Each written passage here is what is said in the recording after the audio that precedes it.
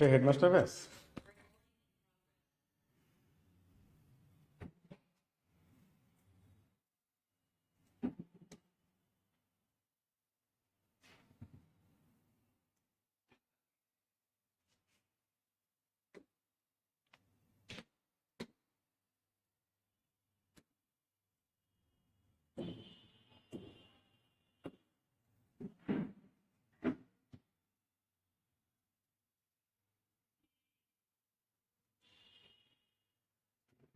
ও, আমি আপনাকে একটা পিডিএফ দিচ্ছি, ওটা পঞ্চম ব্যাচে দিয়ে দিবেন, ঠিক আছে? এখনই আপনাকে দিচ্ছি। হুম।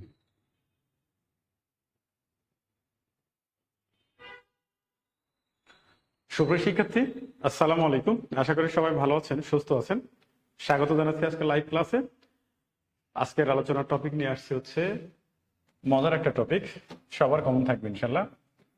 1947 থেকে 1970, 47 থেকে 70, অর্থাৎ ভাষা আন্দোলন থেকে 70-এর নির্বাচন, ঠিক আছে?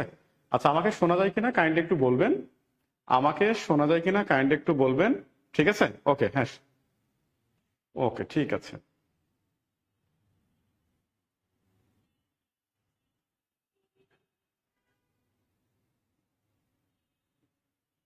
হুম, ঠিক আছে ভাই।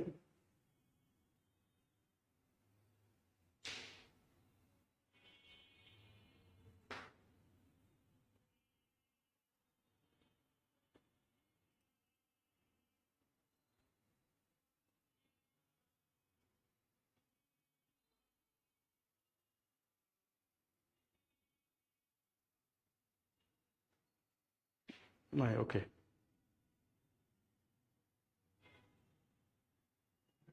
হ্যাঁ, ঠিক আছে।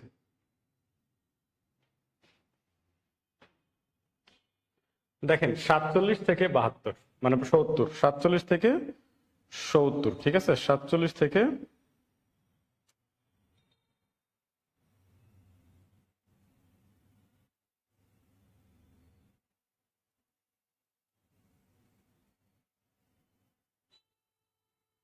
দেখেন 47 থেকে,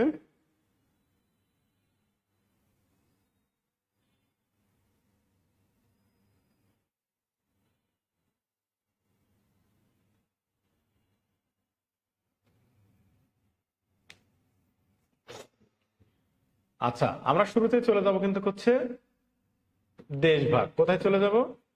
দেশভাগ। দেখেন, দেশভাগ কত সালে হয়েছিল?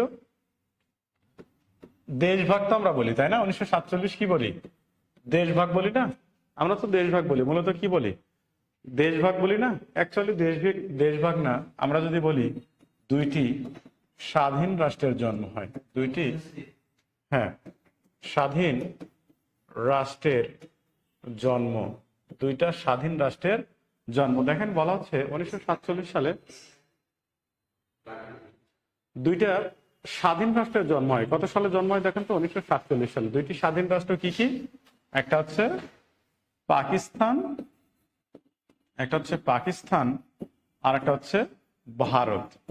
এই ভারত এবং পাকিস্তান রাষ্ট্রের জন্ম হয় কিন্তু হচ্ছে 1947 সালে দ্বিজাতি তত্ত্বের ভিত্তিতে। কিসের ভিত্তিতে? দ্বিজাতি তত্ত্বের ভিত্তিতে। দ্বিজাতি, দ্বিজাতি তত্ত্বের ভিত্তিতে। এই দ্বিজাতি তত্ত্ব ঘোষণা করে 1939 সালে মোহাম্মদ আলী জিন্নাহ। মোহাম্মদ আলী জিন্নাহ, মোহাম্মদ আলী জিন্নাহ। দেখেন, বলা হয় 1947 সালে লর্ড মাউন্ট ব্যাটেন, সর্বশেষ ব্রিটিশ ভাইসরয় কে ছিল? Lord Mount Batten. Lord Mount Batten, এই লর্ড মাউন্ট ব্যাটেন 1947 সালে কি করেছিল? দ্বিজাতি তত্ত্ব ঘোষণা, সরি, লর্ড মাউন্ট ব্যাটেন কি করেছিল 1947 সালে? এই ভারত এবং পাকিস্তানকে কি করেছিল? স্বাধীনতা প্রদান করেছিল, মানে আলাদা করে দিয়েছিল। Pakistan 14 August, Bharat 15 August.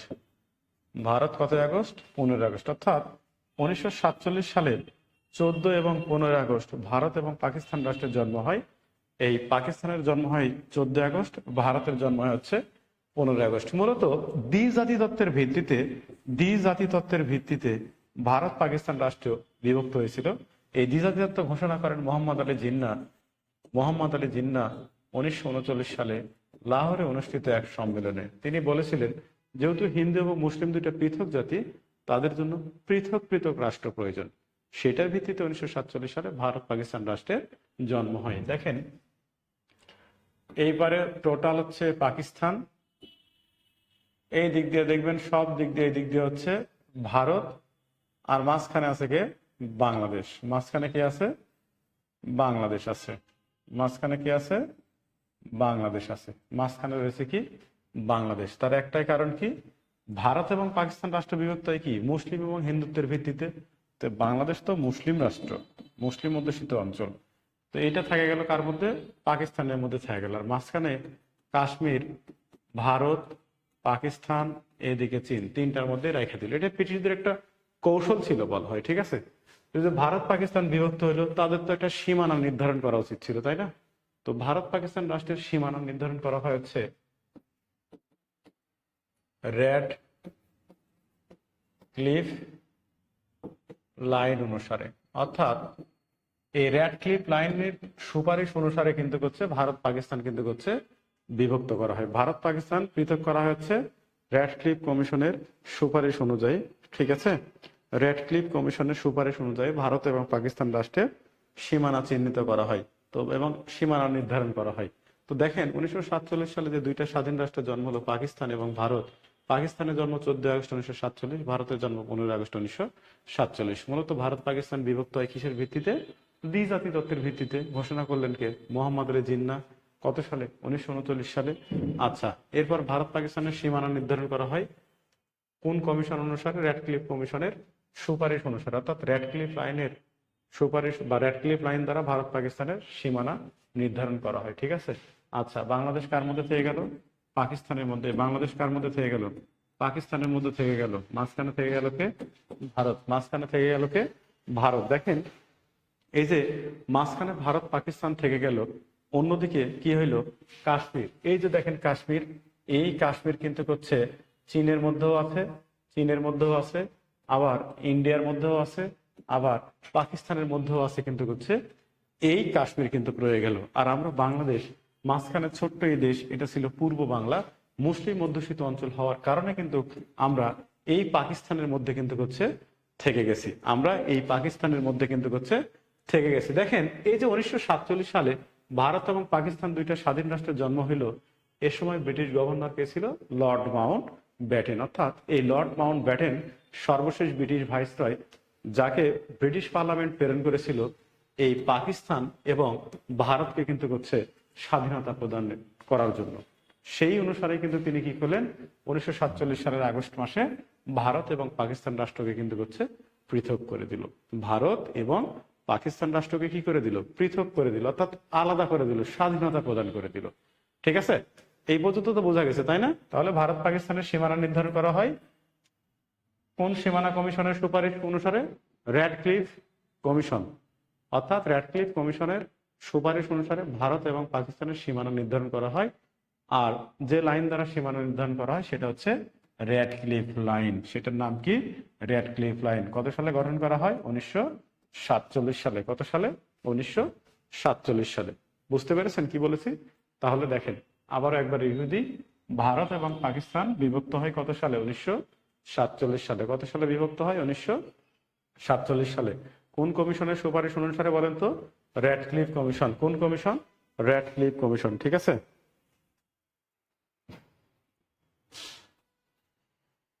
দেখেন, এই পর্যন্ত বুঝতে পারলে বলেন।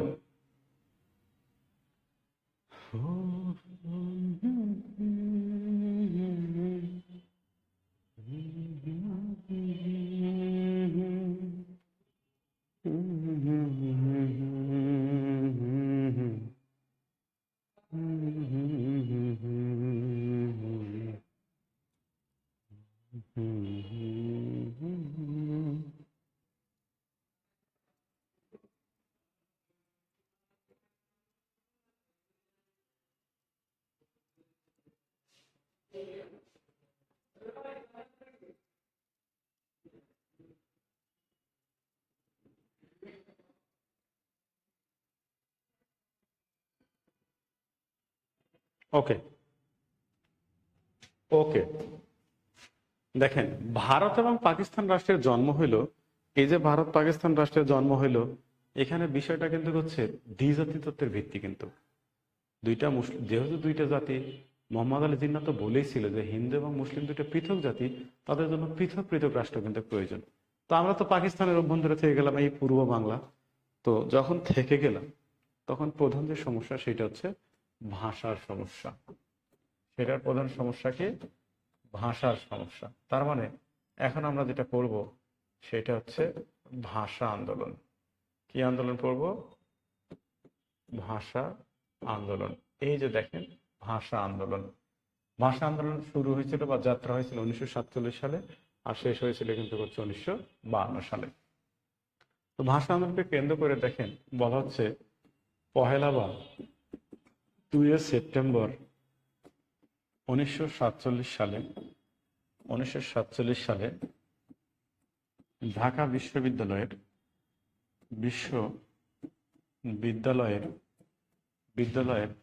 পদার্থবিজ্ঞানের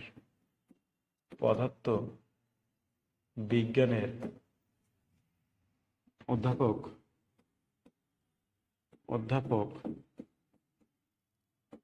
আবুল কাশেমের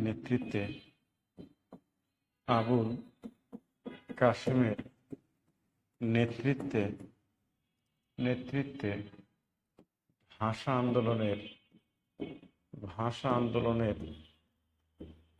প্রথম যে প্রতিষ্ঠান গড়ে ওঠে তার নাম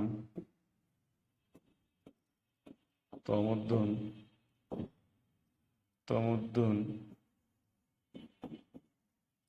মজলিস। তার নাম কি? তমুদ্দুন মজলিস। ঠিক আছে, তমুদ্দুন মজলিস। এটি একটি সাংস্কৃতিক প্রতিষ্ঠান।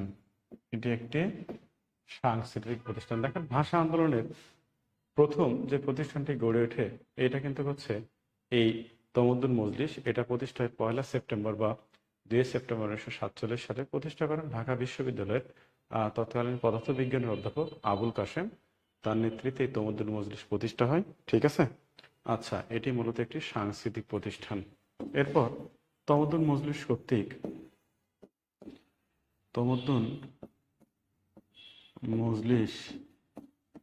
কর্তৃক ভাষা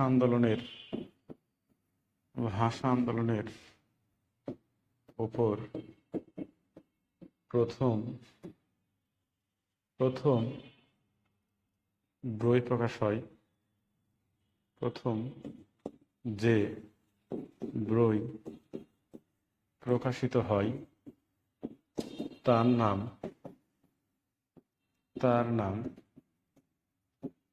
পাকিস্তানের রাষ্ট্রভাষা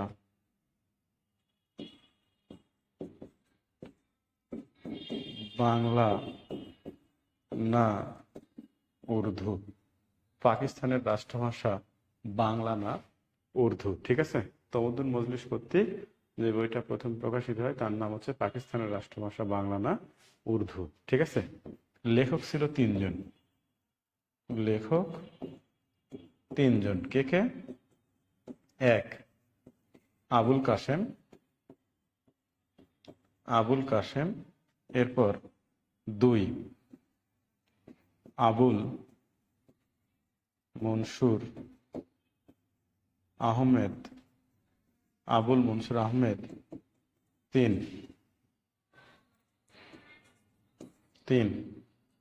হচ্ছে কাজী মোতাহের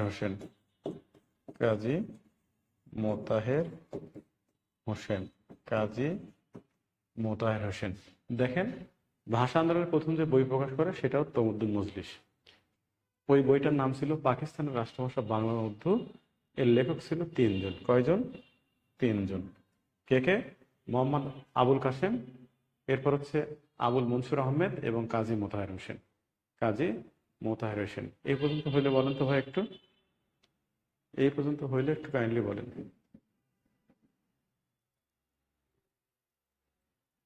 ওকে,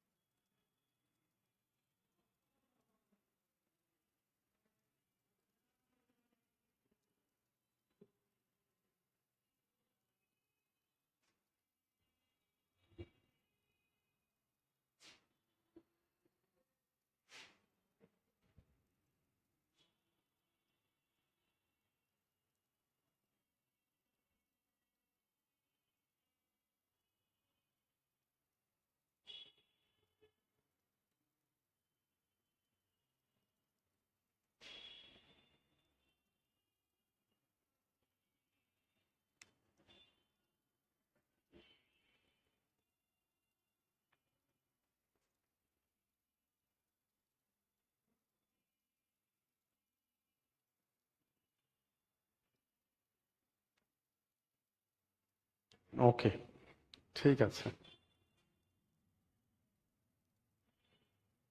না, এই বইয়ের সাথে ডক্টর মোহাম্মদ শহীদুল্লাহ ছিলেন না, হ্যাঁ রাজীব আল হাসান, এই বইয়ের সাথে ডক্টর মোহাম্মদ শহীদুল্লাহ ছিলেন না ভাই। আচ্ছা, ওকে। এরপর দেখেন 1947 সালে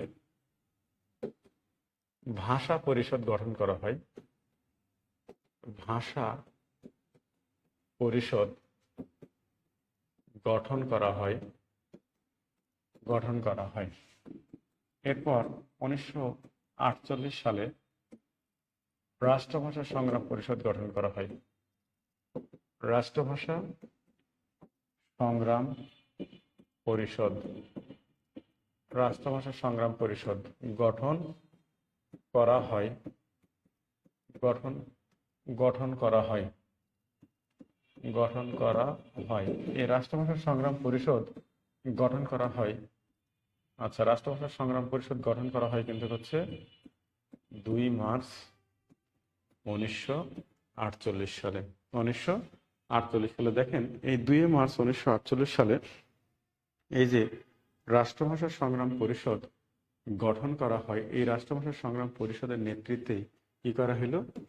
11ই মার্চ 1948 সালে সারা দেশে হরতাল পালন করা হয়।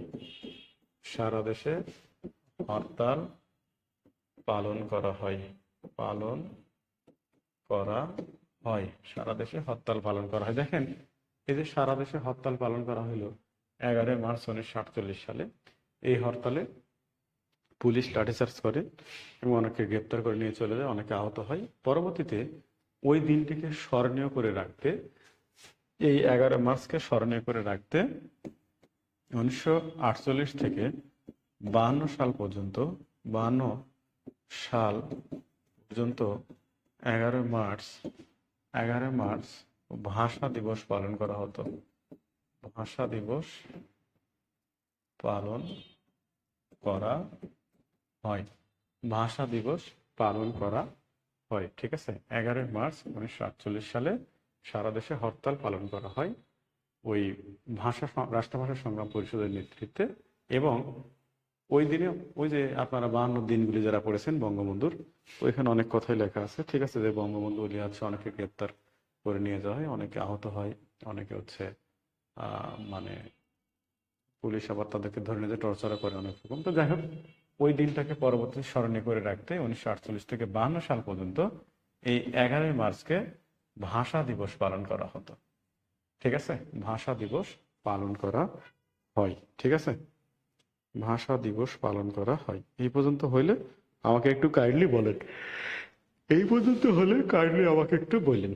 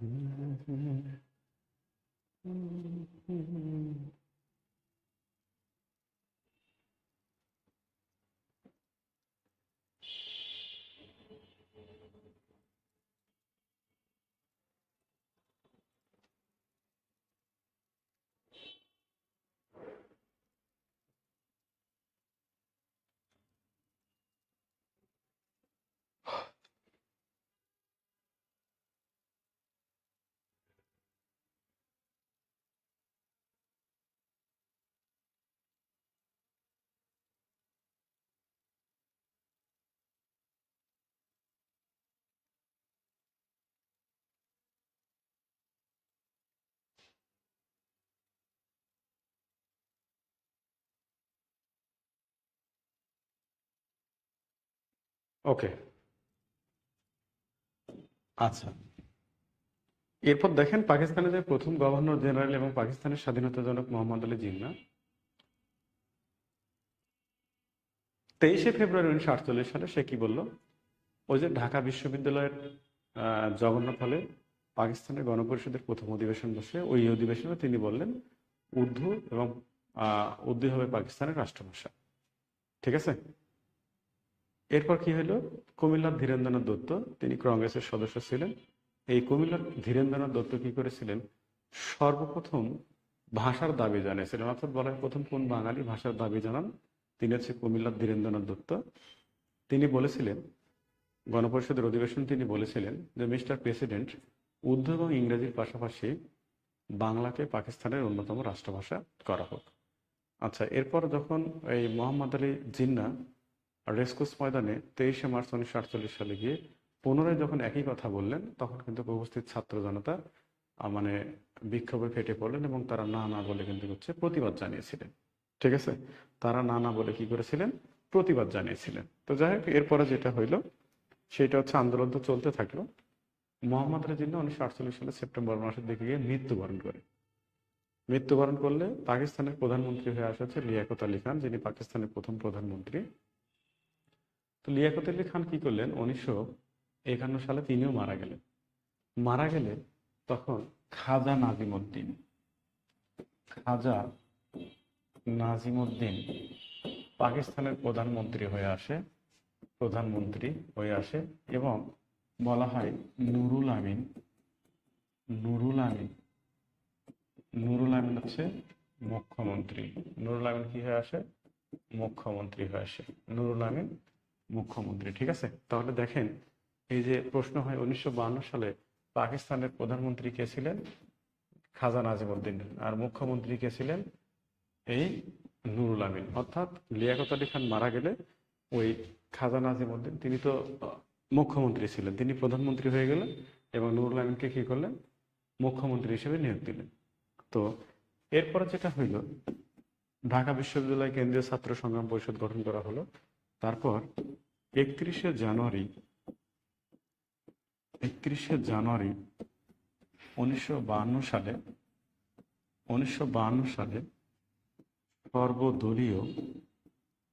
সর্বদলীয় কেন্দ্রীয় রাষ্ট্রভাষা সংগ্রাম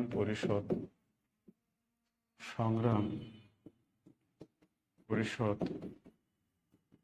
গঠন করা হয়। অর্থাৎ যতগুলো ভাষা পরিষদ ছিল সবগুলো পরিষদ ভেঙে একত্রিত করা হয় আর নাম দেওয়া হয় সর্বদলীয় কেন্দ্রীয় রাষ্ট্রভাষা সংগ্রাম পরিষদ।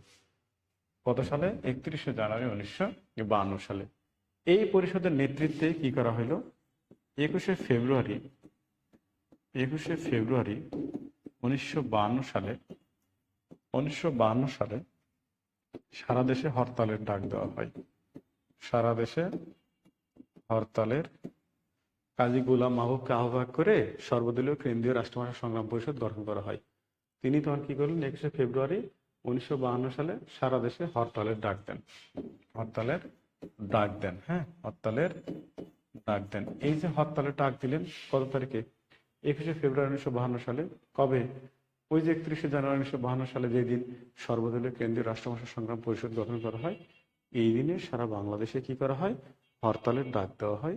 ডাক দিলে কি করে? এই যে নুরুল আমিন সরকার কি করলো? নুরুল আমিন সরকার কি করলো? 20 ফেব্রুয়ারি 1952 সালে নুরুল আমিন সরকার নুরুল আমিন সরকার 21শে ফেব্রুয়ারি 144 ধারা জারি করেন। 144 ধারা জারি করেন। এখন আমার প্রশ্ন হচ্ছে, এই 144 ধারাটা কি একটু বলেন তো? 144 ধারাটা কি একটু বলেন তো?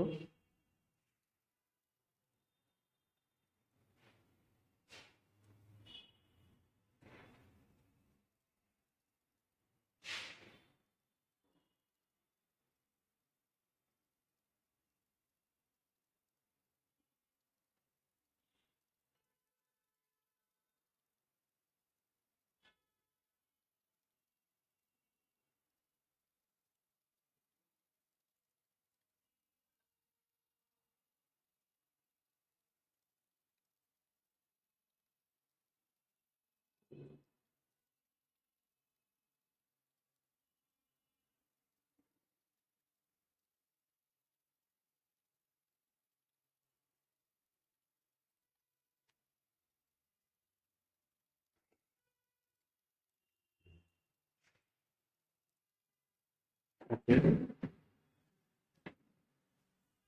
বলেন 144 ধারাটা কি?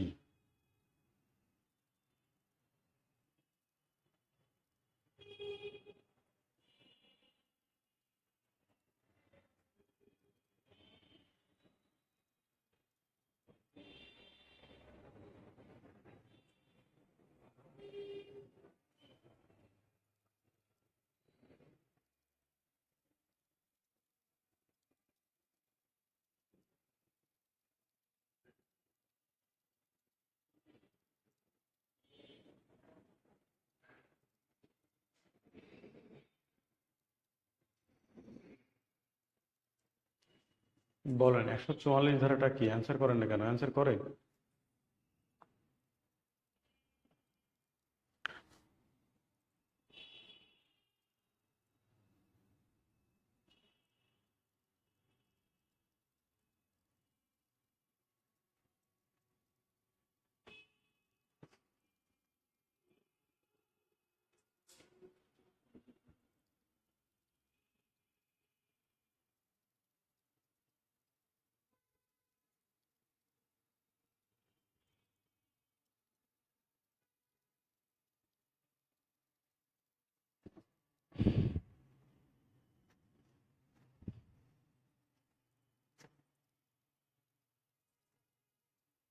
একশো চুয়াল্লিশ ধারা কি বলেন?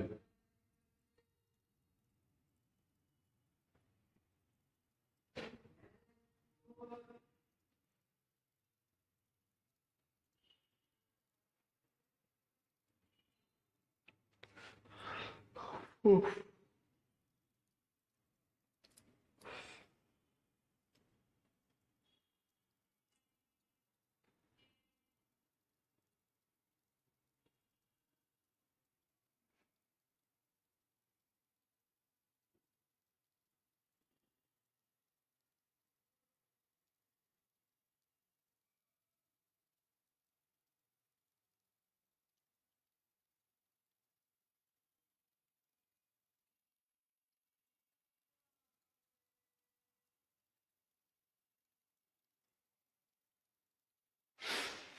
দেখেন 144 ধারা হচ্ছে Bangladesh penal code. Bangladesh penal code, যেটাকে আমরা বলি আইন সংকলন, বাংলাদেশ আইন সংকলন। এই বাংলাদেশ পেনাল কোড বা আইন সংকলনের একটি ধারা। এই ধারাটা মূলত মানুষের চলাফেরা, আচার আচরণের উপর আরোপ করা হয়ে থাকে। এই আইনে বলা হয়ে থাকে একসাথে 10 জনের অধিক ব্যক্তি কোথাও যেতে পারবেন না, কোনো মিছিল, মিটিং, সমাবেশ করতে পারবেন না। এটাকে মূলত বলা হয়ে থাকে 144 ধারা। তো যাই হোক, 20 তারিখে যখন 144 ধারা জারি করলো নুরুল আমিন সরকার, তখন এই 21শে ফেব্রুয়ারি, 21শে ফেব্রুয়ারি কি করা হলো? 21শে ফেব্রুয়ারি, ফেব্রুয়ারি ফেব্রুয়ারি এই 4 জন 5 জন করে ঢাকা মেডিকেল কলেজের সামনে জড়ো হওয়া শুরু করলো বিভিন্ন স্তরের, বিভিন্ন শ্রেণী পেশার হচ্ছে মানুষ। তারপর 9টার পরে তারা 144 ধারা ভেঙে মিছিল বের করে ভাষার দাবিতে, বা রাষ্ট্রভাষা বাংলা চায়ের দাবিতে। মিছিল বের করলে পুলিশ সেখানে লাঠিচার্জ, তারপরে কাঁদুনে গ্যাস, একসময় টিয়ার সেল এবং পরবর্তীতে গুলি করলে রফিক, সালাম, বরকত, জব্বার, ঠিক আছে, শফিক, আরো নাম জানা অজানা অনেকে নিহত হয়। তো ভাষার দাবিতে প্রথম বাংলাদেশে মানুষই প্রাণ দিল। তো ভাষা আন্দোলনের প্রথম শহীদ ছিল হচ্ছে রফিক। ভাষা আন্দোলনের প্রথম শহীদ হচ্ছে রফিক। আর ভাষা আন্দোলনের যে কয়টা শহীদ ছিল, ঢাকা বিশ্ববিদ্যালয়ের ছাত্র ছিল বরকত, আবুল বরকত। এই আবুল বরকতের ডাক নাম ছিল হচ্ছে আবাই। সে ঢাকা বিশ্ববিদ্যালয়ের, এই বরকত ঢাকা বিশ্ববিদ্যালয়ের রাষ্ট্রবিজ্ঞান বিভাগের ছাত্র ছিল। রাষ্ট্রবিজ্ঞান বিভাগের কিন্তু ছাত্র ছিল, ঠিক আছে। সে মারা যায়। এরপর 22শে ফেব্রুয়ারি আবার এই যে এতগুলো মানুষ হত্যা করলো এবং ভাষার দাবি প্রতিষ্ঠা, বাংলা ভাষার দাবি প্রতিষ্ঠা, মানে হত্যাকাণ্ডের বিচার এবং বাংলা ভাষার প্রতিষ্ঠার দাবিতে আবার মিছিল বের হয়। ওই মিছিলে পুলিশ গুলিবর্ষণ করলে শফিউর রহমান মারা যায়।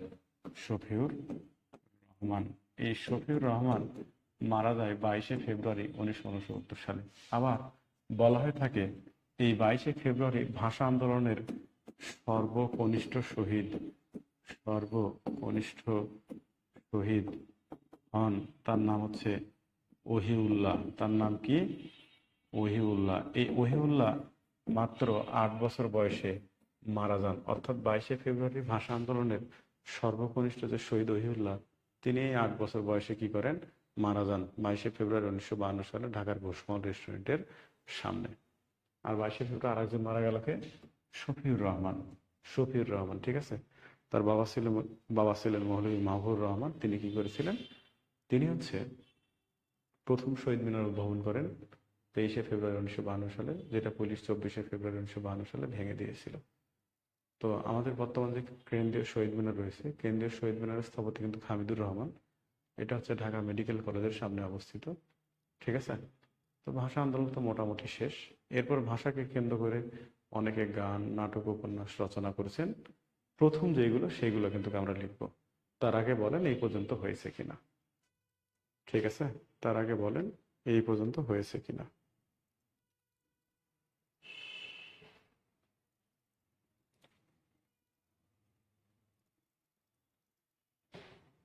ওকে,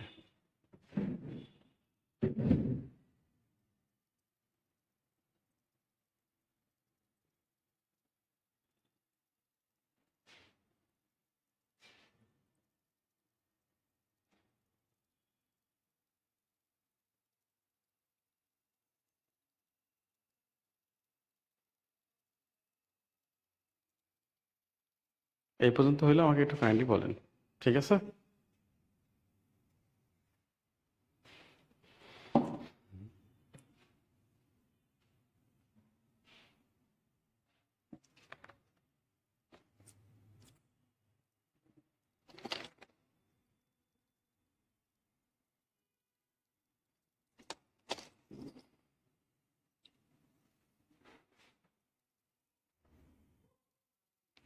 না,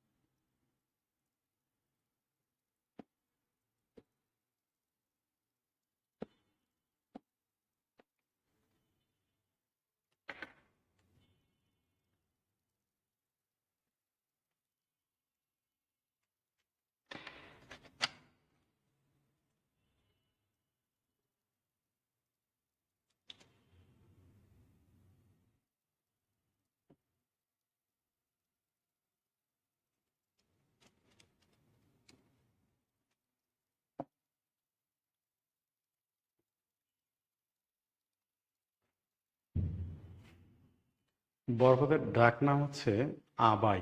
আবাই, বরকতের ডাক নাম হচ্ছে আবাই, ঠিক আছে। বরকতের ডাক নাম হচ্ছে আবাই। বরকতের ডাক নাম কি? আবাই।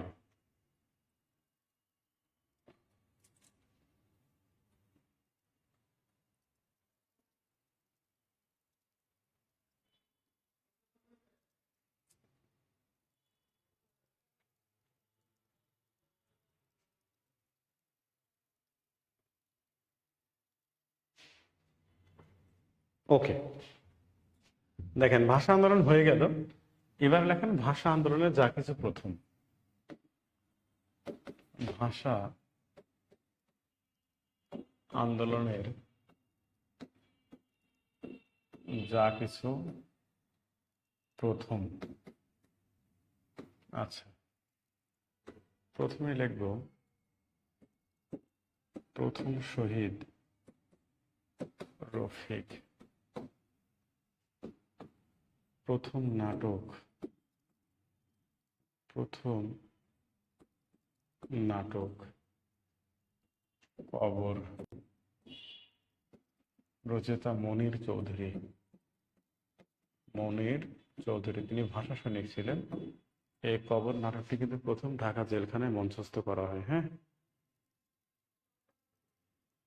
ঠিক আছে। আচ্ছা, এরপর প্রথম উপন্যাস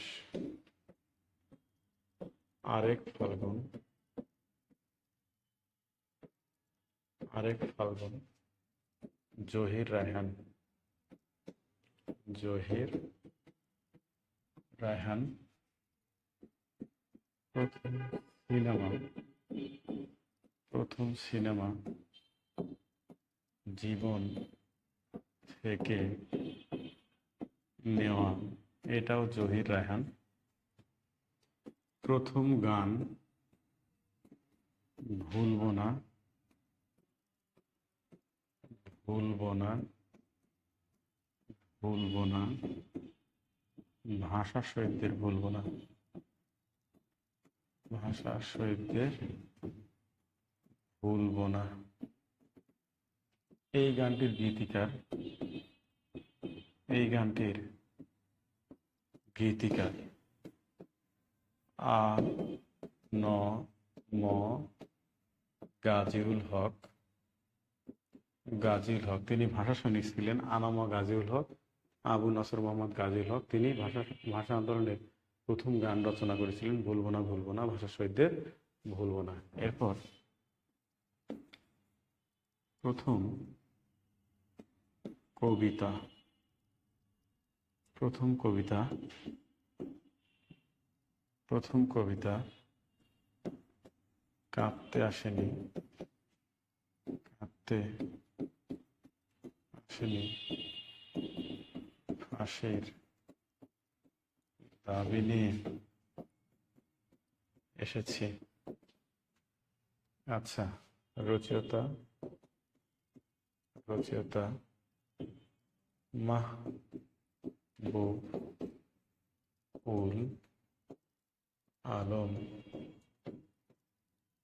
চৌধুরী, মাহবুবুল আলম চৌধুরী। তিনি ছিলেন এই ভাষা আন্দোলনের প্রথম কবিতা আমার ভাই আর কাঁদতে আসেনি, ফাঁসির দাবি নিয়ে এসেছি, এটা তিনি রচনা করেছিলেন। ঠিক আছে, এরপর নোট স্টার দিয়ে লেখেন শ্রেষ্ঠ গান, যা কিন্তু এই কয়টা প্রথম পড়লেই হবে। হ্যাঁ, আর নাটক, উপন্যাস, সিনেমা, গান, কবিতা, শহীদে পড়েছি।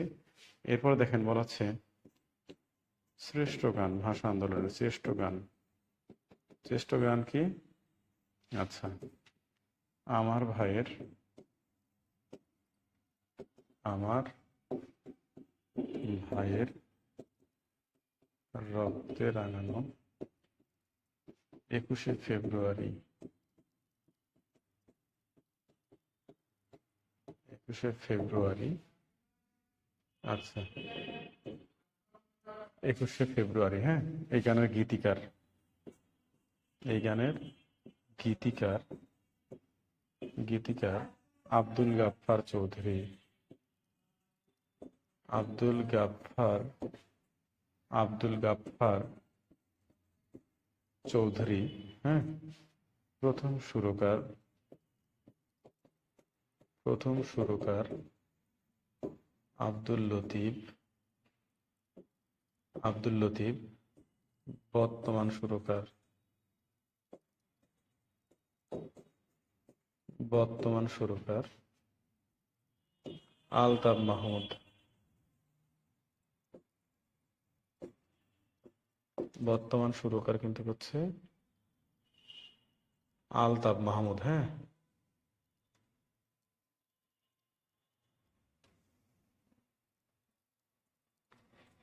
আলতাফ মাহমুদ, বর্তমান সুরকার আলতাফ মাহমুদ। হ্যাঁ, প্রথম সুরকার আব্দুল লতিফ।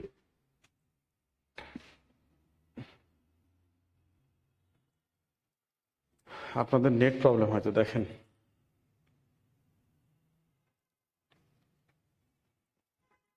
এই পর্যন্ত হইলে আমাকে একটু বলেন। হ্যাঁ, দেখেন ভাষা আন্দোলনের প্রথম শহীদ হচ্ছে রফিক, ভাষা আন্দোলনের প্রথম শহীদ হচ্ছে রফিক, প্রথম নাটক কবর মনি চৌধুরী, প্রথম উপন্যাস আরেক ফাল্গুন জহির রায়হান, আর প্রথম সিনেমা জীবন থেকে নয়, এটার পরিচালক জহির রায়হান। প্রথম গান ভুলবো না, ভুলবো না, ভাষা শহীদদের ভুলবো না, এটা গীতিকার আনামা গাজীউল হক, ভাষা সৈনিক আবু নসর মোহাম্মদ গাজীউল হক। আর প্রথম কবিতা কাঁদতে আসেনি, ফাঁসির দাবি নিয়ে এসেছি, আর রচয়িতা মাহবুবুল আলম চৌধুরী। ঠিক আছে, এরপর বলা হচ্ছে শ্রেষ্ঠ গান আমার ভাইয়ের রক্তে রাঙানো 21শে ফেব্রুয়ারি আমি কি ভুলিতে পারি। ঠিক আছে।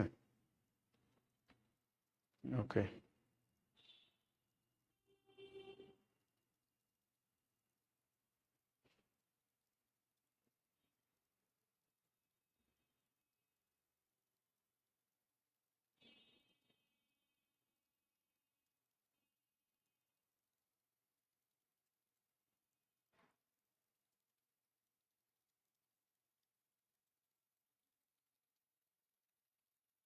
আচ্ছা, রাজীব আল হাসান, ওই যে আব্দুল জব্বার ছিলেন না, তিনি হচ্ছে আনসার সদস্য ছিলেন। হ্যাঁ, আব্দুল জব্বার তিনি আনসার সদস্য ছিলেন। ঠিক আছে, রাজীব আল হাসান আনসার সদস্য ছিলেন, আব্দুল জব্বার কেমন।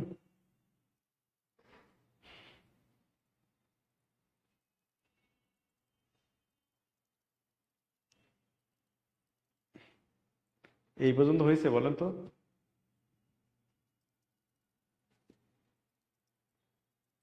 ওকে।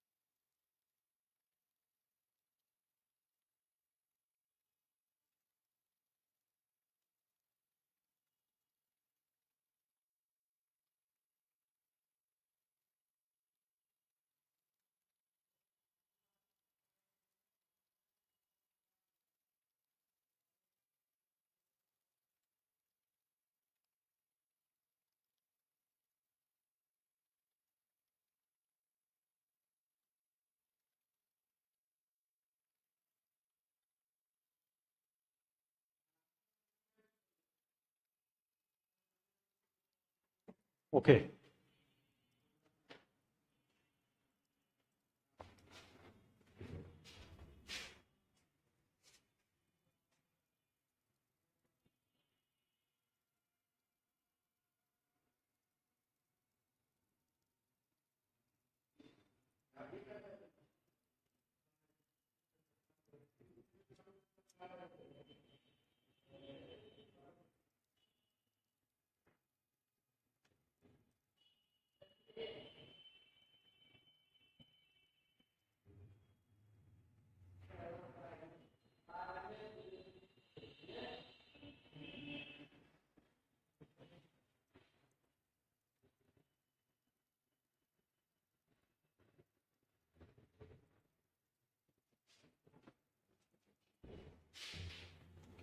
এটা মিথ্যা কথা, টুপি পরা ভাষার সহিত কেউ ছিল না ভাই। হ্যাঁ, টুপি পরা ভাষার সহিত কেউ ছিল না, ঠিক আছে।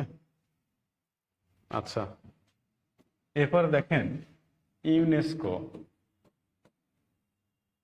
UNESCO United National Educational, Scientific and Cultural Organization, জাতিসংঘের শিক্ষা, বিজ্ঞান ও সংস্কৃতির বিষয়ক সংস্থার নাম হচ্ছে ইউনেস্কো। ইউনেস্কো তার 30তম অধিবেশনে 30তম অধিবেশনে আচ্ছা 30তম অধিবেশনে ইউনেস্কো 1999 সালের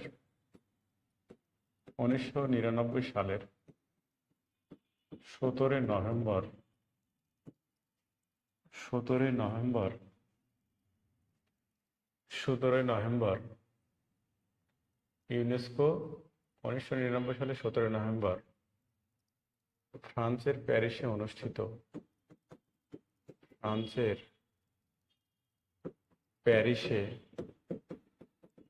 প্যারিসে অনুষ্ঠিত 30তম সম্মেলনে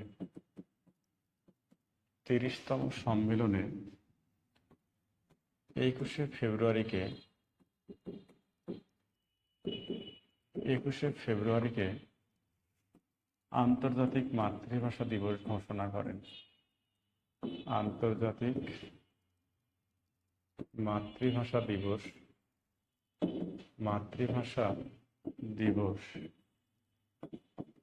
ঘোষণা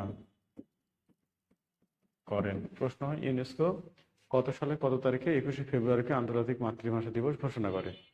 1999 সালে 17 নভেম্বর ফ্রান্সের প্যারিসে অনুষ্ঠিত ইউনেস্কোর 30তম অধিবেশনে 21শে ফেব্রুয়ারিকে আন্তর্জাতিক মাতৃভাষা দিবস হিসেবে স্বীকৃতি প্রদান করে। এই লাইনটা লিখে নেন। হ্যাঁ, এই লাইনটা লিখে নেন।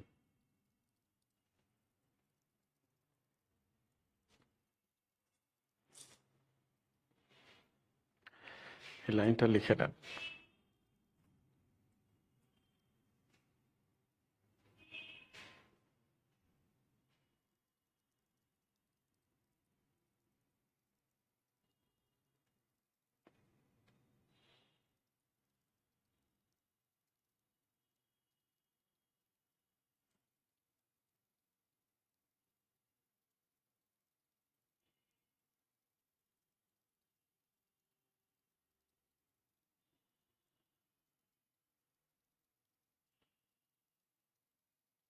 প্রথম সুরকার আব্দুল লতিফ। হ্যাঁ, প্রথম সুরকার আব্দুল লতিফ।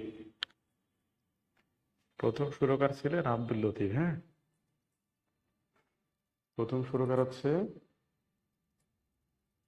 আব্দুল লতিফ।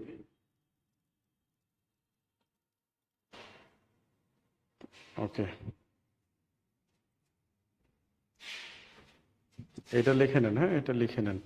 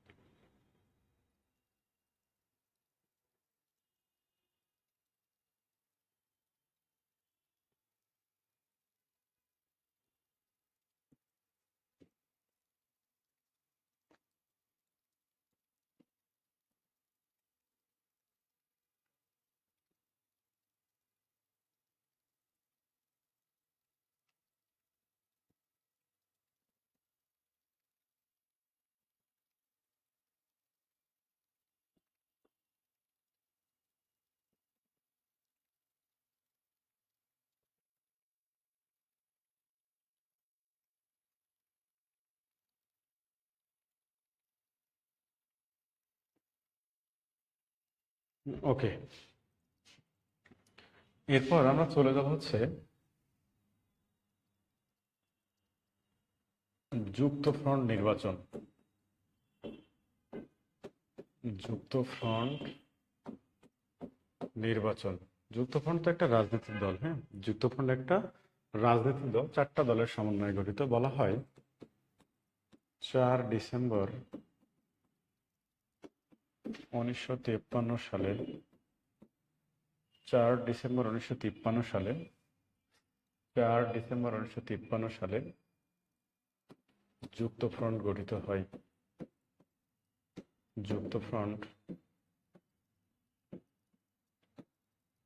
গঠিত হয়।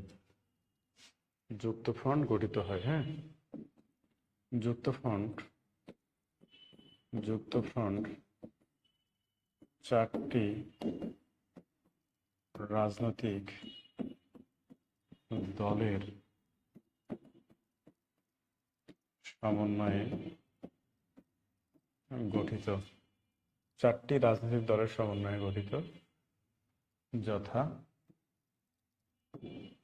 1 আওয়ামী লীগ,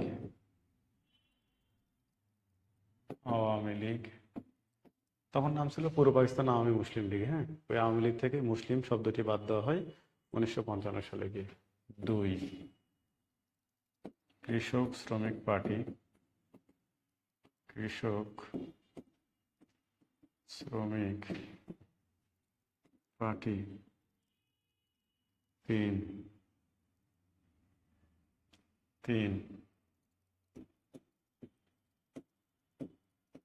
নিজামে ইসলাম। 4 নিজামে ইসলাম। 4 বামপন্থী বা গণতন্ত্রী দল। ওই আওয়ামী লীগের নেতা ছিল মাওলানা ভাসানী, কৃষক শ্রমিক পার্টির নেতা শেরেবাংলা খাঁ ফজলুল হক, নিজাম ইসলামের খান আতাহার আলী এবং বামপন্থী বা গণতন্ত্রী দলের নেতা ছিল হাজী মোহাম্মদ দানেশ। ওই যে তেভাগা আন্দোলন হয়েছিল না, তেভাগা আন্দোলনের নেতা হাজী মোহাম্মদ দানেশ, সেই দানেশ।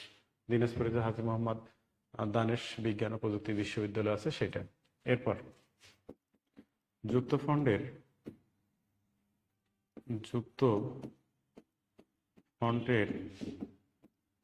নির্বাচনী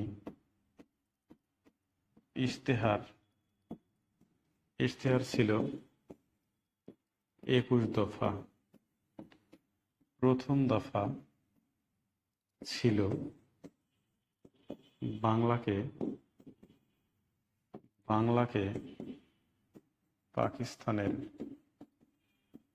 পাকিস্তানের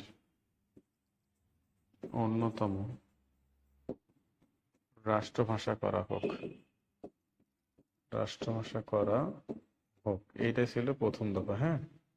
আচ্ছা, আর তাদের নির্বাচনী প্রতীক কি ছিল জানেন? নির্বাচনী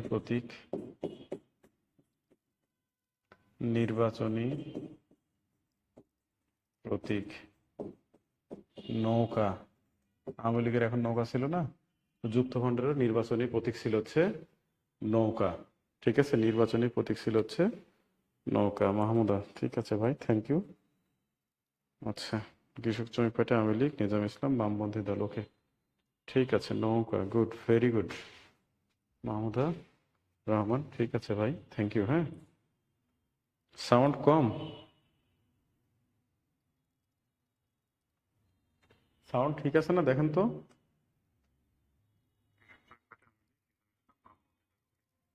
ঠিক আছে, নৌকা, গুড, ভেরি গুড। রহমান, ঠিক আছে ভাই, থ্যাংক ইউ। হ্যাঁ,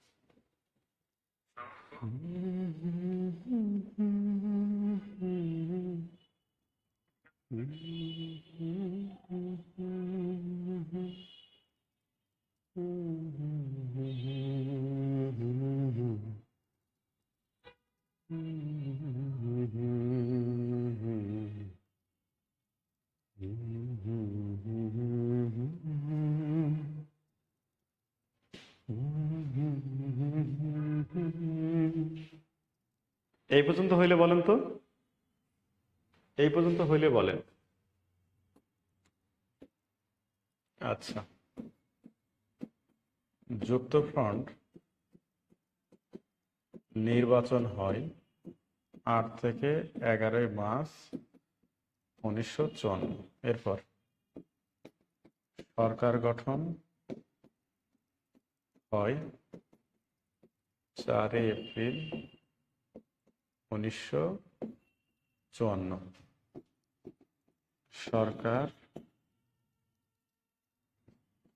ভেঙে দেয় 30 মে 1954, অর্থাৎ মাত্র 56 দিনের মাথায়, মাত্র 56 দিনের মাথায় যুক্তফ্রন্ট সরকার পাকিস্তান অবৈধ বলে ভেঙে দেয়। ঠিক আছে, বোঝা গেছে? এই যুক্তফ্রন্ট সরকারের মুখ্যমন্ত্রী ছিলেন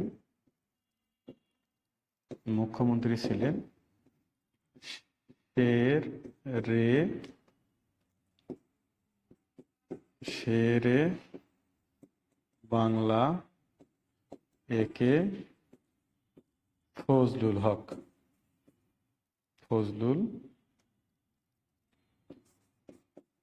শেরে বাংলাকে ফজলুল হক যুক্তফ্রন্ট সরকারের মুখ্যমন্ত্রী ছিলেন। ঠিক আছে, শেরে বাংলা একে ফজলুল হক। ঠিক আছে, শেরে বাংলাকে ফজলুল হক যুক্তফ্রন্ট সরকারের মুখ্যমন্ত্রী ছিলেন। গান বাইরে হইতেছে না রে ভাই, সেই সকাল 8টা থেকে ক্লাস নিচ্ছি, এখন পর্যন্ত নিতে আছি। কেমনে গান বলি বলেন তো?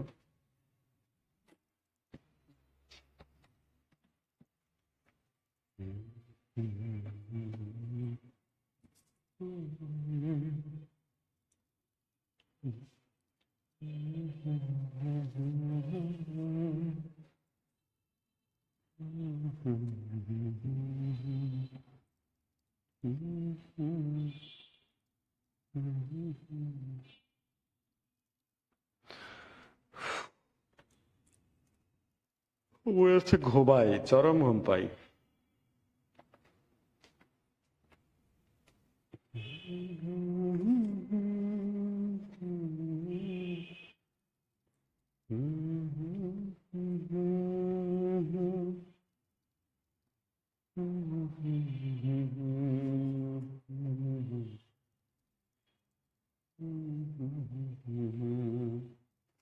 না, এগুলো পড়তে হবে না। আবুল মনসুর আহমেদ, বঙ্গবন্ধু, এগুলো পড়তে হবে না। আবা থাকলে বঙ্গবন্ধু পড়াইতাম। হ্যাঁ, এটা কি যুক্তফ্রন্টের মুখ্যমন্ত্রী? হ্যাঁ মাইদুল, যুক্তফ্রন্টের মুখ্যমন্ত্রী ছিলেন হচ্ছে আবুল কাসেম ফজলুল হক। হ্যাঁ,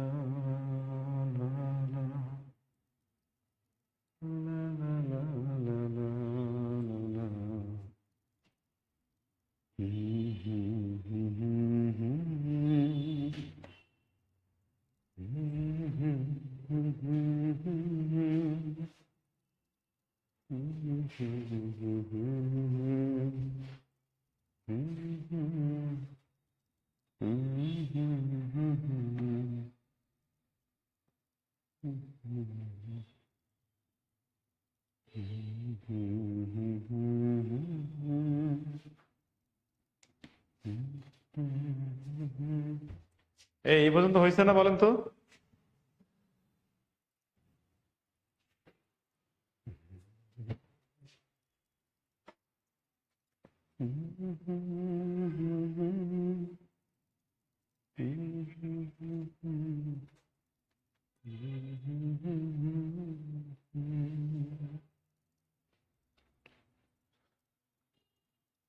চোখের ভেতর স্বপ্ন। আসসালামু আলাইকুম। ওকে, ঠিক আছে। চোখের ভেতর স্বপ্ন থাকে, বাঁচাই জীবনটাকে, তুমি আমার হাজার স্বপন, বুকেরই নিঃশ্বাস, তোমায় নিয়ে যাই কি ধরা,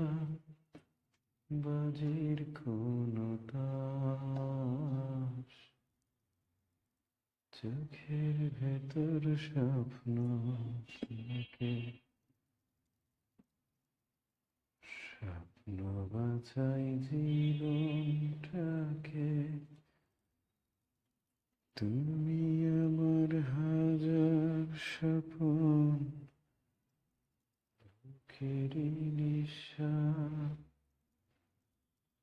তোমায় নিয়ে যাই কি ধরা, বাজির কোনো তাস। ওকে, এরপরে আমরা চলে যাব 1956 সাল। কেমন? ঠিক আছে, 1956 সাল। 1956। আচ্ছা, 23শে মার্চ পাকিস্তানের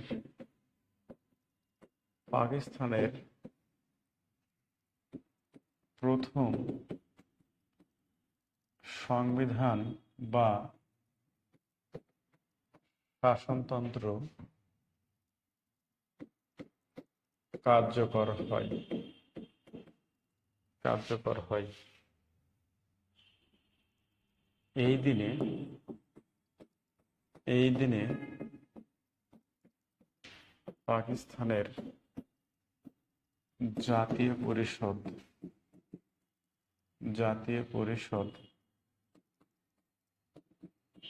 পাকিস্তানের জাতীয় পরিষদ বাংলা ভাষাকে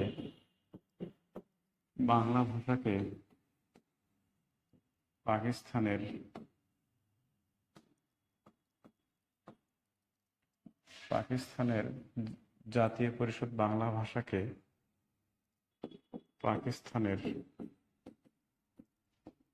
পাকিস্তানের অন্যতম রাষ্ট্রভাষা হিসেবে স্বীকৃতি প্রদান করে এবং পূর্ব বাংলার নাম পরিবর্তন করে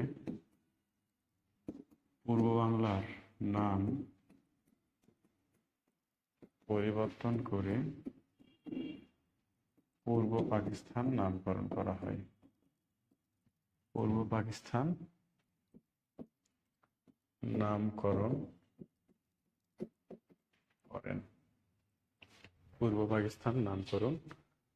করেন। ঠিক আছে, দেখেন 1956 সালে যেটা হইল, 23শে মার্চ 1956 সাল, 1956, হ্যাঁ, 23শে মার্চ 1956 সালে পাকিস্তানের প্রথম সংবিধান বা শাসনতন্ত্র প্রণয়ন করা হয়।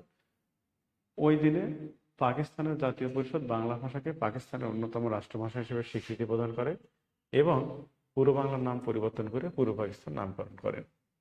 ঠিক আছে, পাকিস্তানের দুইটা সংবিধান বা শাসনতন্ত্র প্রণয়ন করা হয়।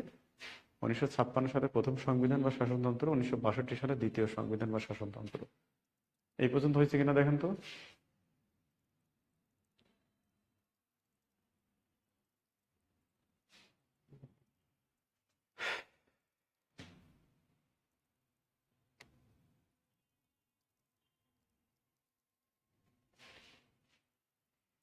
যত সুর ছিল প্রাণে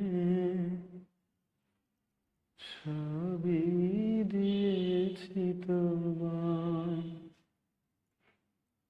বিনিময়ে তোমারে শুধু চিরদিন যেন কাছে পাই।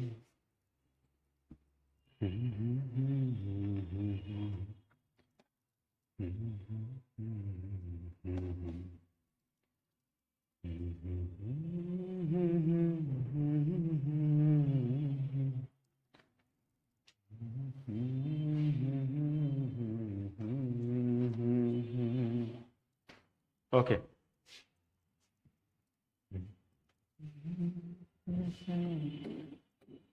1957 সাল কাগমারি সম্মেলন।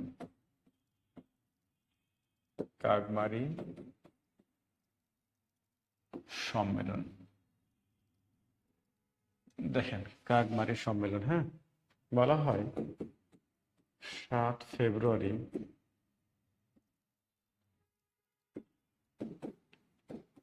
1957 সালে, 7 ফেব্রুয়ারি 1957 সালে টাঙ্গাইলের সন্তোষে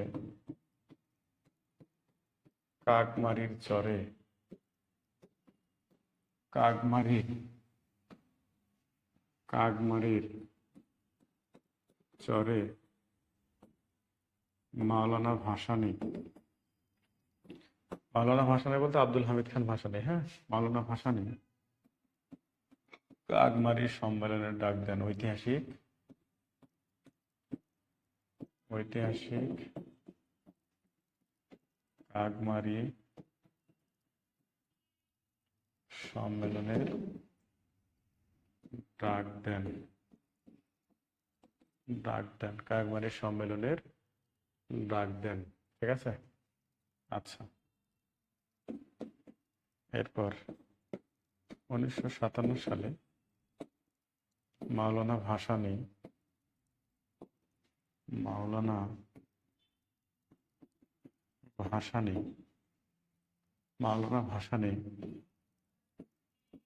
আওয়ামী লীগ ত্যাগ করেন ও ন্যাপ নামে একটি নিজস্ব রাজনৈতিক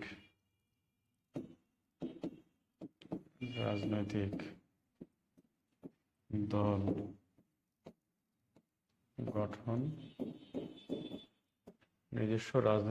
গঠন করেন। ঠিক আছে, ন্যাপের পূর্ণরূপ কিন্তু ন্যাশনাল আওয়ামী লীগ পার্টি। অর্থাৎ 1957 সালে কাকমারি যে সম্মেলন হয়, ওই কাকমারি সম্মেলনে শেষে হোসেন শহীদ সোহরাওয়ার্দীর সাথে মাওলানা ভাসানীর একটা মতবিরোধ দেখা দিলে মাওলানা ভাসানী আওয়ামী লীগ ত্যাগ করে নিজস্ব একটা রাজনৈতিক দল গঠন করেন, যার নাম হচ্ছে nap, national Awami league party.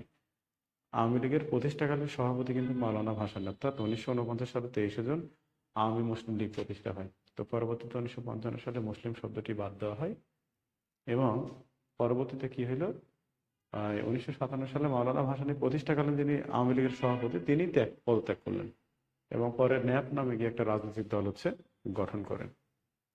এই পর্যন্ত হইলে বলেন,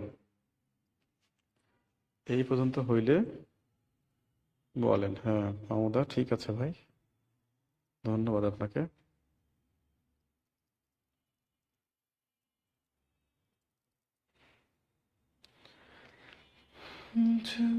যদি আবার দেখা হয় তোমার আমার, ভুলে যেও সব অভিমান ছিল যত আছি আমি শুধুই তোমার।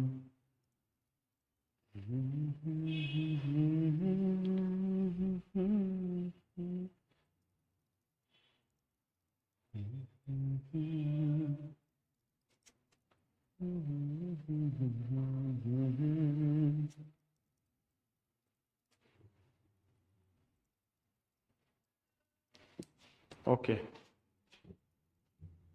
হ্যাঁ Maidul, national Awami league party, হ্যাঁ, national Awami league party, national Awami league party, national Awami league party. Okay, আচ্ছা।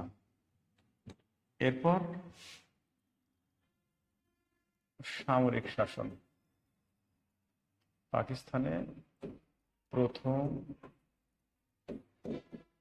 সামরিক শাসন। দেখেন বলা হচ্ছে 1958 সালের 7 অক্টোবর পাকিস্তানের প্রথম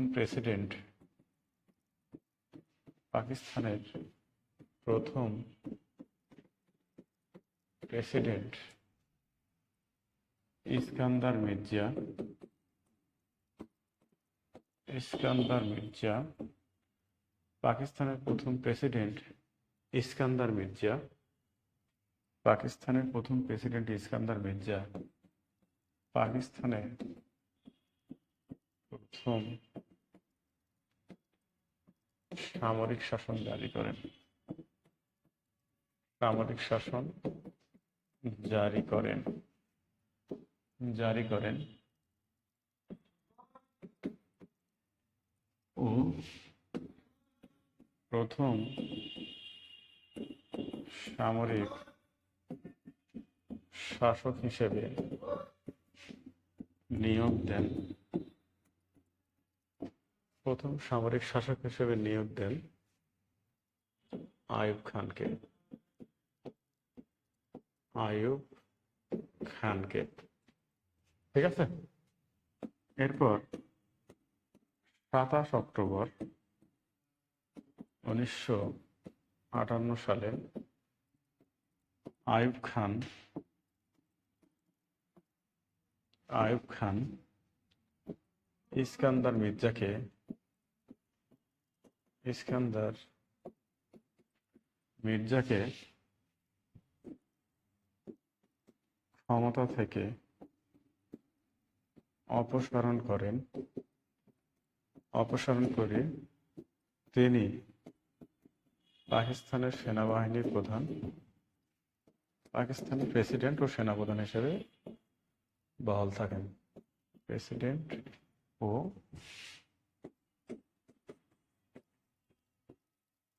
সেনাপ্রধান হিসেবে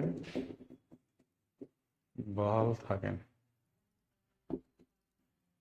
দেখেন, বলা হচ্ছে 7 অক্টোবর 1958 সালে পাকিস্তানের প্রথম সামরিক শাসন জারি করেন পাকিস্তানের প্রথম প্রেসিডেন্ট ইস্কান্দার মির্জা, এবং সামরিক শাসক হিসেবে নিয়োগ দেয় কিন্তু হচ্ছে আইয়ুব খান। পরবর্তীতে যেটা হয় মাত্র 20 দিন পরে 27 অক্টোবর 1958 সালে গিয়ে আইয়ুব খান, সে তো সেনাপ্রধান ছিল, আইয়ুব খান কি করলো, ইস্কান্দার মির্জাকে একটা থাপ্পড় দিয়ে ক্ষমতা থেকে সরিয়ে সে নিজে পাকিস্তানের প্রেসিডেন্ট এবং সেনাপ্রধান দুইটার পদে বহাল থাকে। এই পর্যন্ত হইলে বলেন, এই পর্যন্ত হইলে বলেন।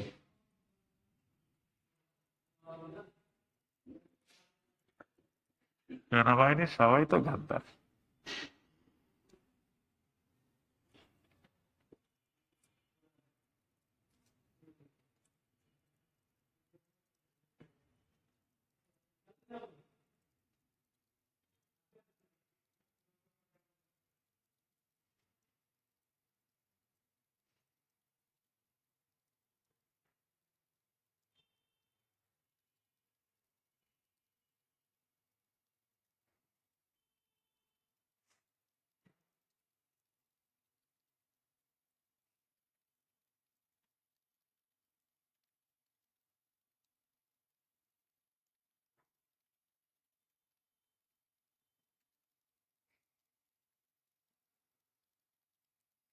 মুশির রহমান, ঠিক আছে ভাই, থ্যাংক ইউ। হ্যাঁ, ওকে। এরপর আইয়ুব খান কি করলো, আইয়ুব খান যেটা করলো 1959 সালে মৌলিক গণতন্ত্র চালু করে, মৌলিক মৌলিক গণতন্ত্র চালু করে। আইয়ুব খান কি করলো 1959 সালে মৌলিক গণতন্ত্র চালু করলো, মৌলিক গণতন্ত্র চালু করে আইয়ুব খান কি করলো, স্থানীয় শাসন ব্যবস্থাটাকে দুইটা ভাগে কিন্তু ভাগ করলো, স্থানীয় শাসন ব্যবস্থাটাকে স্থানীয় সরকারকে 4টা ভাগে ভাগ করলো, এবং সরকারি কর্মকর্তা কর্মচারীদের হচ্ছে ভোটাধিকার প্রদান করলো। এটাই সেই মৌলিক গণতন্ত্র যেটা চালু করেছিল আইয়ুব খান 1959 সালে। ঠিক আছে। এরপর যেটা হয়েছিল সেটা হচ্ছে, আর লেখাবো না, হ্যাঁ, যার কাছে যে বই আছে সেটা পড়বেন, যার কাছে যে বইটা আছে ওইটা পড়বেন। এরপর 1962 সালে পাকিস্তান আমাদের প্রথম শিক্ষা আন্দোলন হয়, বিনা টাকায় শিক্ষার দাবিতে মূলত। তো 1962 সালে পাকিস্তানের যে শিক্ষা কমিশন ছিল তার নাম হচ্ছে হামিদুর রহমান শিক্ষা কমিশন। এই হামিদুর রহমান শিক্ষা কমিশনের বিরুদ্ধে 1962 সালে যে আন্দোলনটা হয়েছিল ওটাই হচ্ছে পাকিস্তানের প্রথম শিক্ষা আন্দোলন। তো যাই হোক, এরপরে যেটা হয় 1966 সালে 6 দফা বঙ্গবন্ধু যেটা করেছিল লাহোরে অনুষ্ঠিত এক সম্মেলনে 5 ফেব্রুয়ারি 1966 সালে 6 দফা দাবি উত্থাপন করেন, যেটাকে বাঙালি জাতির মুক্তির সনদ বা বাঙালির ম্যাগনা কার্টা বলা হয়। ঠিক আছে, বাঙালি জাতির মুক্তির সনদ বা বাঙালির ম্যাগনা কার্টা বলা হয়। ওকে, এরপর যেটা করা হয় 23শে মার্চ বঙ্গবন্ধু আবার আনুষ্ঠানিকভাবে 6 দফা দাবি উত্থাপন করেন লাহোরে। এরপরে বঙ্গবন্ধুকে গ্রেপ্তার করা হয়, গ্রেপ্তার করে নিয়ে 2 বছরের জেল দেওয়া হয়। এরপর 7 জুন 1966 সালে বঙ্গবন্ধুর মুক্তির দাবিতে এবং 6 দফা দাবি প্রতিষ্ঠার জন্য সারা দেশে হরতাল পালন করা হয়। এই হরতাল পালনরত অবস্থায় পুলিশের লাঠিচার্জে এবং টিয়ার শেলে, কাঁদানে গ্যাসে অনেকে আহত হয়। একজন মারাও যায়, শ্রমিক নেতা সিলেটের মনু মিয়া। তো পরবর্তীতে 7 জনকে স্মরণ করে রাখতেই 7 জনকে 6 দফা দিবস ঘোষণা করা হয়। ঠিক আছে, এরপর চলে যাব আমরা 68 সালে আগরতলা ষড়যন্ত্র মামলা। ভারতের যে 7 সিস্টারের যে অঙ্গরাজ্যগুলো রয়েছে তার মধ্যে ত্রিপুরা একটা।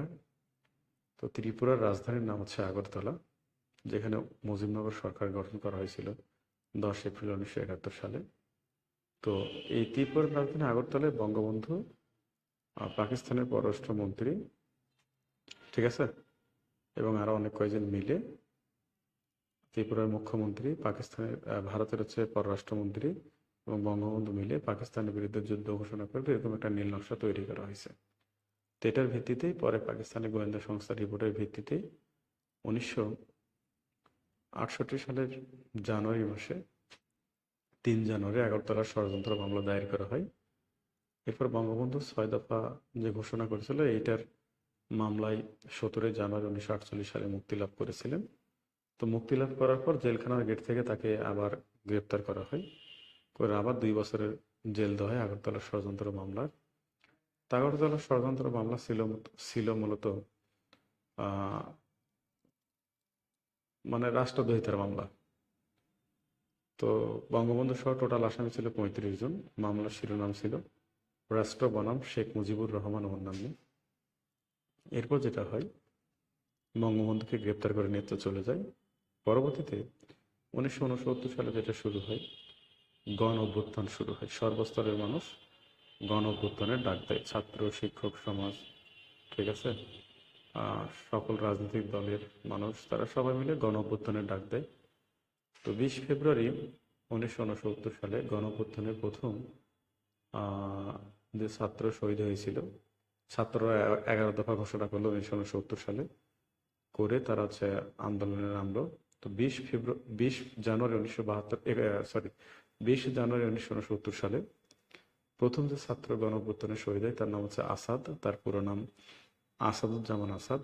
তিনি ঢাকা বিশ্ববিদ্যালয়ের ইতিহাস বিভাগের ছাত্র ছিলেন। তিনি 20 জানুয়ারি 1969 সালে পুলিশের গুলিতে মারা যান। ওই 20 জানুয়ারি বর্তমানে আসাদ দিবস। আর ঢাকা গেটের নাম পরিবর্তন করে বর্তমানে নামকরণ করা হয়েছে আসাদ গেট। আচ্ছা, এটা আসাদের স্মৃতি রক্ষার্থে এটা করা হয়। এরপর যেটা করা হইলো সেটা হচ্ছে 15 ফেব্রুয়ারি 1969 সালে আগরতলার ষড়যন্ত্র মামলার 17 নম্বর আসামি সার্জেন্ট জহুরুল হককে জেলখানার মধ্যে বেয়নেট দিয়ে খুঁচিয়ে এবং গুলি করে হত্যা করা হয়। সে আমরণ অনশনের নাম ছিল। যাই হোক, এরপর সারা দেশে আন্দোলন তীব্র আকার ধারণ করে। রাজশাহী বিশ্ববিদ্যালয়ের তৎকালীন প্রক্টর ও রসায়ন বিভাগের অধ্যাপক ডক্টর শামসুজ্জোহা স্যার 18 ফেব্রুয়ারি 1969 সালে পুলিশের গুলিতে মারা যান। ছাত্ররা আন্দোলন শুরু করলে তিনি ছাত্রদের সামনে এসে দাঁড়ান এবং তিনি বলেছিলেন কোনো ছাত্রের গায়ে গুলি লাগার আগে যেন সে গুলি আমার বুকে লাগে। তো শেষ পর্যন্ত তিনি বুকে গুলি নিয়ে মরেছিলেন। তো 18 ফেব্রুয়ারি হচ্ছে জোহা দিবস পালন করি আমরা রাজশাহী বিশ্ববিদ্যালয়ের স্টুডেন্টরা। তো যাই হোক, পরবর্তীতে আন্দোলন তীব্র বেগ ধারণ করলে আইয়ুব খান সরকার 22 ফেব্রুয়ারি 1969 সালে আগরতলা মামলা প্রত্যাহার করে নেয় এবং বাকি আসামিগুলোকে মুক্তি দিয়ে দেয় বঙ্গবন্ধু সহ। এরপর 23শে ফেব্রুয়ারি যেটা হয় 1969 সালে তৎকালীন ছাত্রনেতা ডাকসু ভিপি তোফায়েল আহমেদ শেখ মুজিবুর রহমানকে রেসকোর্স ময়দানে এক সম্মেলনে বঙ্গবন্ধু উপাধি প্রদান করেন। কারণ তখন তো তিনি ডাকসু ভিপি ছিলেন। আচ্ছা, এরপরে যেটা হয়েছিল, হ্যাঁ, আইয়ুব গেটের নাম হচ্ছে বর্তমানে আসাদ গেট। হ্যাঁ, ইয়াসিন আরাফাত আইয়ুব গেটের বর্তমান নাম হচ্ছে আসাদ গেট। এরপরে দেখেন যেটা হয়েছিল সেটা হচ্ছে, এরপরে যেটা হয়েছে সেটা 5 ডিসেম্বর 1969 সালে বঙ্গবন্ধু কি করলেন, হোসেন শহীদ সোহরাওয়ার্দীর মৃত্যুবার্ষিকীতে একটা জনসভার আয়োজন করেন রেসকোর্স ময়দানে, যেটার নাম বর্তমান সোহরাওয়ার্দী উদ্যান। তো সোহরাওয়ার্দী হোসেন শহীদ সোহরাওয়ার্দী গণতন্ত্রের মানসপুত্র ছিলেন এবং অবিভক্ত বাংলার সর্বশেষ মুখ্যমন্ত্রী ছিলেন। তিনি 5 ডিসেম্বর 1963 সালে লেবাননের রাজধানী বৈরুতে মৃত্যুবরণ করেন। তার মৃত্যুবার্ষিকী থেকে স্মরণীয় করে রাখতেই 5 ডিসেম্বর 1969 সালের সম্মেলনে বঙ্গবন্ধু পূর্ব পাকিস্তানের নাম পরিবর্তন করে বাংলাদেশ নামকরণ করেন।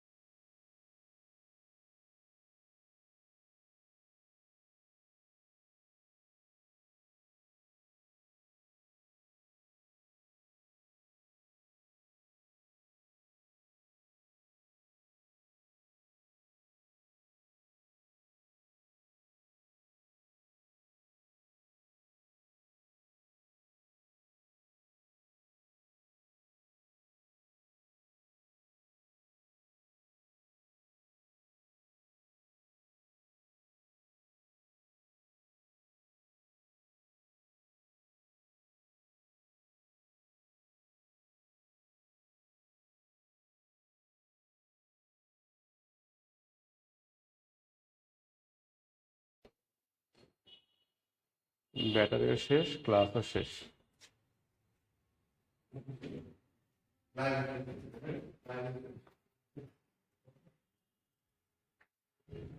আচ্ছা, 70-এর নির্বাচন শুনতে পাননি আপনারা, না? বলেন তো, 70-এর নির্বাচন শুনতে পেয়েছেন? 70-এর নির্বাচন শুনতে পেরেছেন বলেন? 69 সাল পর্যন্ত শুনছেন, না?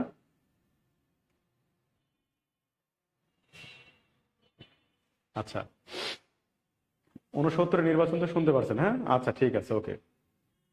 70 সালের নির্বাচন, পাকিস্তানের প্রথম প্রাদেশিক নির্বাচন হয় 1970 সালে। একটা জাতীয় পরিষদ আর একটা প্রাদেশিক পরিষদ। তো জাতীয় পরিষদের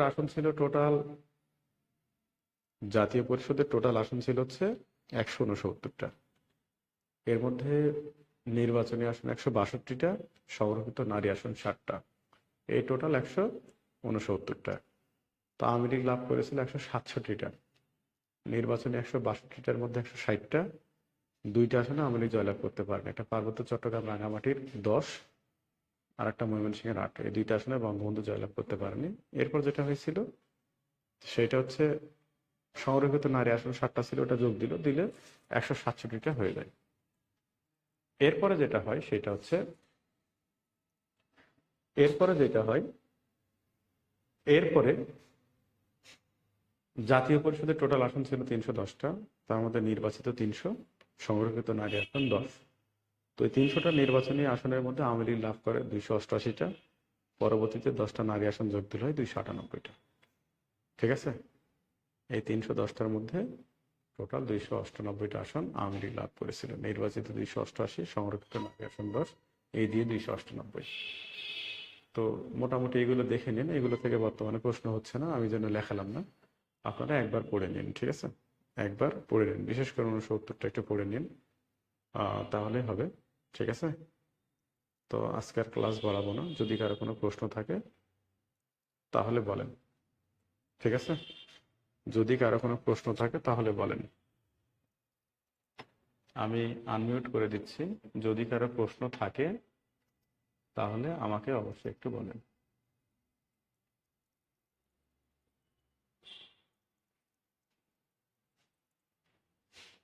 আসসালামু আলাইকুম স্যার। ওয়ালাইকুম আসসালাম ভাই, বলেন। স্যার, ৭০-এর নির্বাচনে কঠিন লাগে, এগুলো ঠিক করা যাবে না। আচ্ছা, আপাতত বর্তমানে প্রশ্ন আসছে না, হ্যাঁ, আপনি চাইলে স্কিপ করতে পারেন।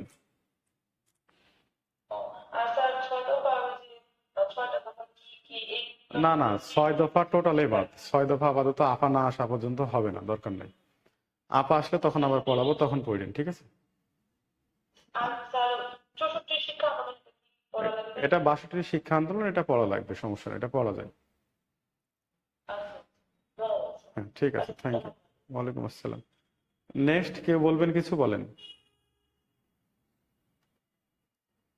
নেক্সট।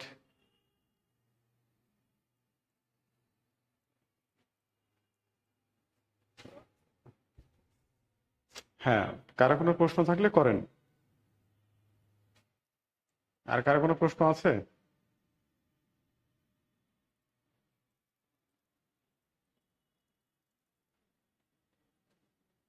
নাই না?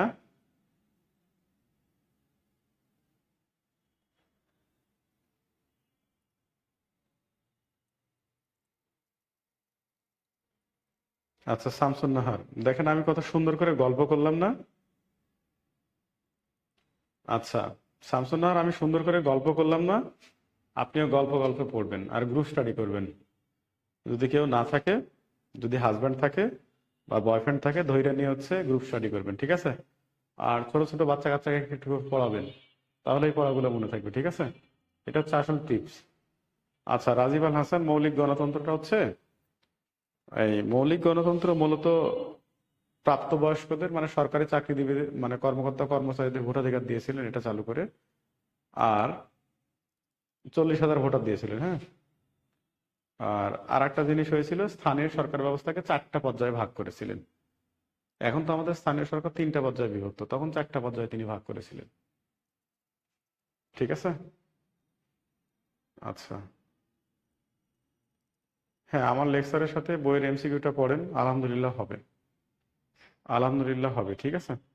নেক্সট কেউ কিছু বললে বলেন, অসুবিধা নেই, আনমিউট করা আছে, করতে পারেন।